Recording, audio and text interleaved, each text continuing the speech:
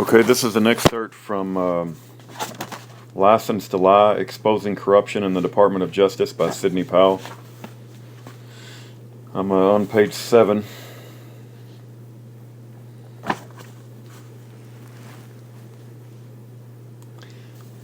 Pen attorneys were the best of the best. And they're talking about Polar Pen. The FBI agents had begun the Polar Pen investigation. They were supposed to adhere to the highest standards. After all, they investigated public officials for public corruption. They had to be above reproach. At the same time, there was so much pressure to win, especially in the high-profile and political prosecutions. These were the cases that would make or break a prosecutor's career. A win in these cases was a first-class ticket to seven-figure incomes in the most prestigious national or international law firms, or promotions of the latter in the Department of Justice, the White House, or the leadership of the FBI.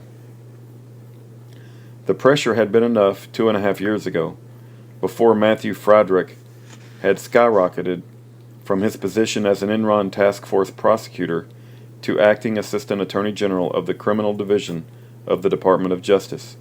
Within days of the arrival of Friedrich and his deputy Rita Glavin, they introduced heavily into the Stevens case. They began weekly, sometimes daily meetings with Penn management, Section Chief Bill Welch and Deputy Chief Brenda Morse. Friedrich and Glavin demanded a chart of evidence and defenses, and they summoned all the prosecutors, including the 2 assistant U.S. attorneys from Alaska, for a presentation to them. For unknown reasons, they rushed to... I know the reason. It has to do with Loretta Lynch, Eric Holder, and Obama. For unknown reasons. That's so funny. For unknown reasons, they rushed to indict Senator Stevens, the longest-serving Republican in the Senate. Friedrich and Glavin took control of the Stevens prosecution and micromanaged it to an absurd detail.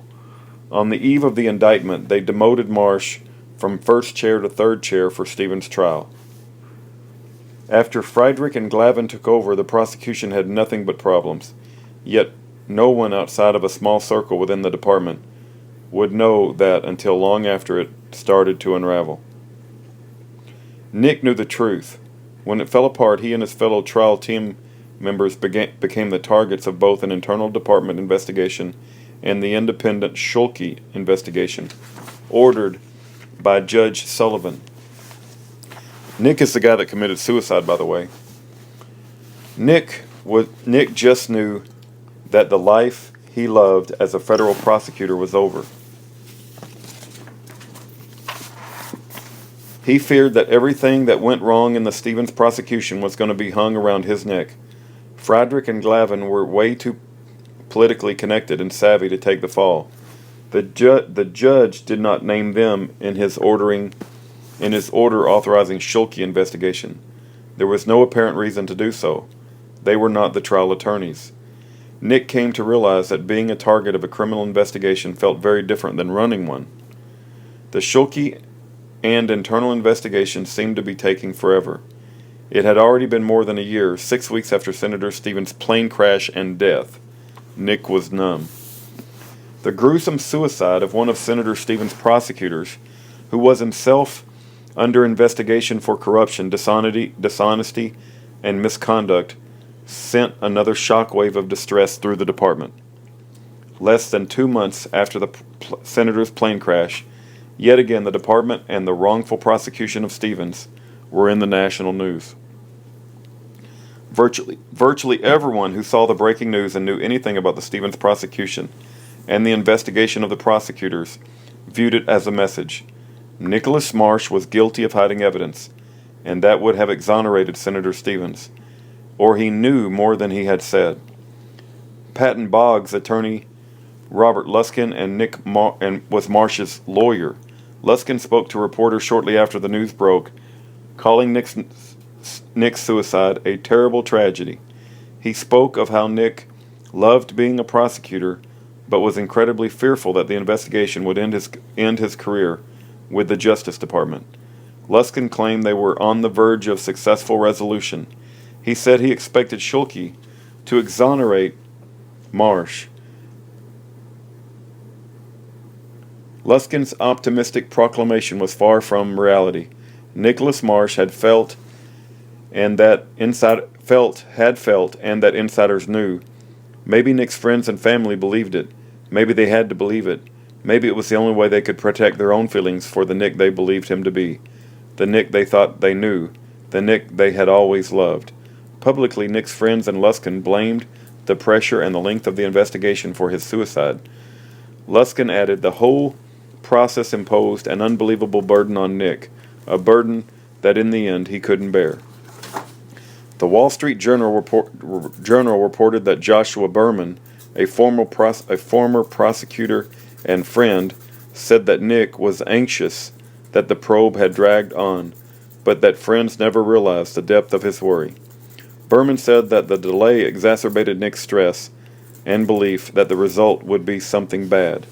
No one ever seemed to consider the stress the wrongful prosecution had put on Senator Stevens and his family for substantially longer than 18 months, and the continuing effects it had on the remainder of his life and on his family. Lawyers in the defense bar saw Marsh's suicide as an admission of his own guilt. Lawyers know all too well that prosecutors are almost never punished in any way, regardless of how egregious their conduct is. It is extremely difficult for a wronged defendant to sue a prosecutor. They have immunity from lawsuits because they work on behalf of the sovereign. They can hide evidence of a defendant's innocence with impunity. They have little concern that it will ever be discovered, and even if it is, they know they will suffer no consequences. Judges routinely believe prosecutors when they say, "We've produced all Brady evidence." Judges rarely push back on that assertion, no matter how much defense complains or what suspicions are raised. Only on the rarest of occasions have prosecutors even been suspended by their bar association for hiding evidence favorable to the defense. And here, Marsh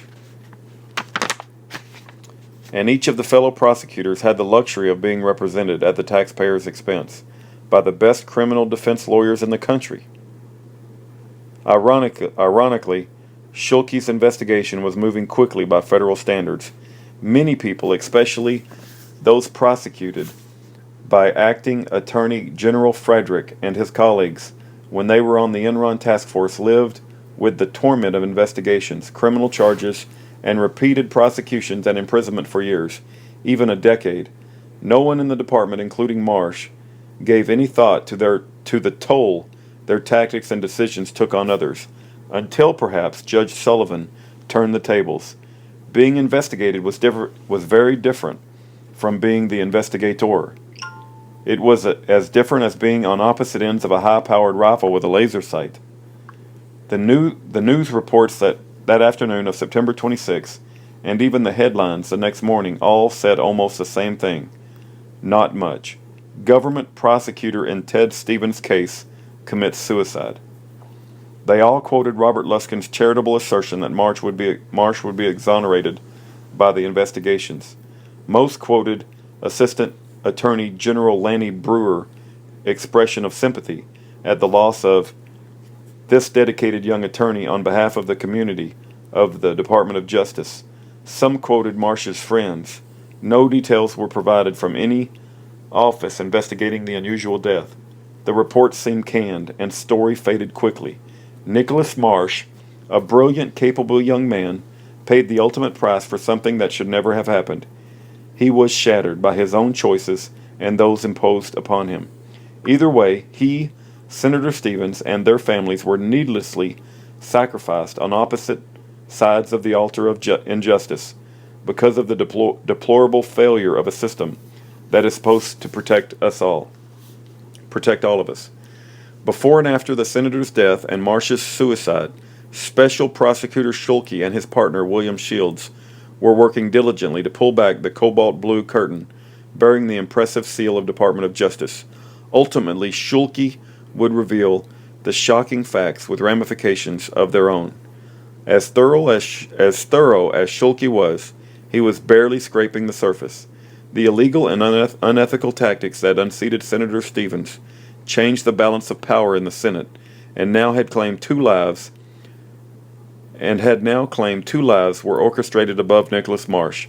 Narcissistic and terrifying tacticians were ascending to great power on a foundation and legacy of lies, corruption, and injustice that they would take years to uncover.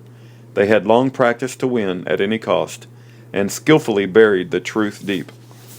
You got to understand that Senator Ted Stevens in Alaska was the longest-running U.S. Republican senator in American history. He was going for another term, and the Department of Justice came after him on bogus tax charges. After they forced him to lose the election, that paved the way for Obamacare.